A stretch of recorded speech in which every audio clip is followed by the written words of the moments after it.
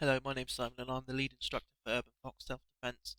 I'm recording this video called Walking the Dog as I've seen the rise in dog thefts and all that sort of stuff, and somebody approached me and asked what sort of things that they can do to protect themselves whilst out walking their dog. Now, as a dog owner, I have two Jack Russells, which I absolutely adore. I decided to put this video together just so to give you a bit of background. But obviously, if you want to learn more, then please come along to my classes. I'm also doing a personal safety webinar at the beginning of April. Details will be in the bottom of this clip. So, walking the dog. So, firstly, we'll talk about the crime triangle, just so you've got an idea of what may be happening. In this instance, you've got risk, so that comes from an aggressor. The opportunity, so the opportunity that if they steal your dog, they can sell it on thousands of pounds, because obviously the rise in puppies meant that dogs are worth a lot of money. I've seen silly prices for all different all different breeds of puppies. And lastly, it's an easy target. So we'll discuss what an easy target is as we walk through. So essentially, when you're out walking the dog, don't walk on your own. Walk in areas where there will be other people so that you're not isolated. That's quite obvious, but obviously it is nice to get away from people and walk in the countryside. But obviously we can't go too far because of the lockdown. But that's by the by. But walk your dog in areas where there'll be other people so that you're not isolated. Other dog owners will keep an eye out for your dog. It's just one of those things that happens. Uh, when out walking, stay alert and be aware of your surroundings. Now that's quite an obvious one. Sometimes it is nice to listen to a podcast or maybe an audiobook whilst you're out enjoying the countryside and walking the dog. I would suggest, if you can't do it without that, then if you maybe do it with just one earbud in, or perhaps think about turning the volume down so you can still hear quite clearly. But do keep an eye on things. It's best not to be on your mobile phone. Plan your route and let someone know where you're going when you should return. This is quite an obvious personal safety one anyway. This could be anyone from like your partner, or maybe your older children, or even just your mum and dad. Just let them know where you're going and how long you're going to be, just in case you yourself you fall over it. And I'm hoping that you don't. But if you fall over, either break an ankle or twist an ankle, all that sort of stuff, people don't know where you are, or your battery dies, it can be a bit difficult for them to start looking for you. Don't use the same route every day. Criminals watch for routines. This is very true. Again, this is something else I would teach you generally. If you're worried that you're being stalked or whatever, that's something further down the line. But I would say change your route every day, and it's good for you as well because you get to see different things. You tend to sort of enjoy yourself. Now, this is another one.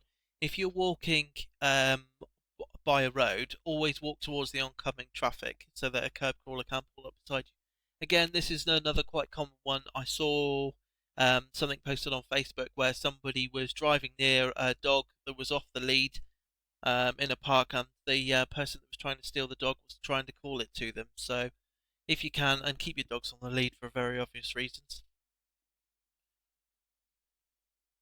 So with this one, avoid distractions. So again, as I said earlier, if you're chatting on your phone or listening to music, definitely not focus on the world around you, so pay attention. Follow your instincts. If something doesn't seem right, you're probably right. If there's doubt, there is no doubt, then yeah, walk away. Change it up, or even if you're really uncomfortable, go back to your car. Those are some of the best things that you can do. Leave the aerial situation that raises hairs on the back of your neck and listen to your dog. They are very smart. They're growling for a reason, and this is true. My older Jack Russell, if she's not happy about something, she will let me know, and I take it as a cue to move away. Keep control. Not everyone loves dogs, and sometimes your dog may scare people, especially kids. This is true. Jack Russells, they are quite bouncy. There is obviously other breeds that can be quite bouncy, so sometimes it's just check your dog's recall. Practice in the garden first, as long as you've got a secure garden. Bit of practice, make sure their recall is good so you can call them straight back to you if you need to. Again, what I said earlier. So if you do feel that somebody is trying to steal your dog, shout.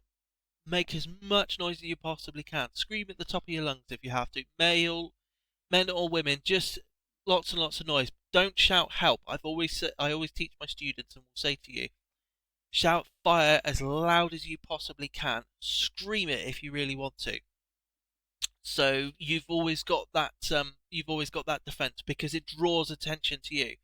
Criminals don't like witnesses, so the more people that are looking at you, the more people are looking at them, the less likely they are to try and take your beloved dog or dogs. If for any reason the dog's on the lead and they're trying to injure you, if unfortunately if your attacker has already got hold of you, it's not too late. It's time for you to rise to the occasion and get physical. Yeah, get physical. Use your elbows, knees, heels, head, or a body's natural weapons. Use them. Even if you've had no formal defense training, if you knee a gentleman in the groin, it hurts. It hurts a lot. Do it. Ladies, if you're wearing anything with a heel, stamp on the toes, especially if they grab you from behind. The first few seconds are the most vital. Fight with all the strength at your disposal. Hit hard, hit fast, bite, scream, claw, because the law is on your side. Anybody who thinks that you can't defend yourself when in an altercation like that, the law is on your side. Check out my previous video when I talk about self-defense law. So, with all of that, if you eliminate the aggressor, remove the opportunity, you turn yourself into a hardened target, which means you are more difficult. It's more difficult for them to try and steal your beloved dog, or even if it's to attack you. So if you remove at least one of those out of the triangle, it makes it a lot more difficult. So when you harden the target, be a bit more aware of your surroundings. If you have to listen to music, I would advise you to keep it turned down, or do it with one earbud or just one headphone in, just so you can keep an eye on what's going on. And sometimes it is quite nice to take in the countryside, so enjoy it. But above all, enjoy walking your dog. So that's the biggest thing. But if you want to learn some self-defense skills, come and see me. I'm more than happy to teach you. Thank you very much for listening, and hopefully I'll speak to you soon.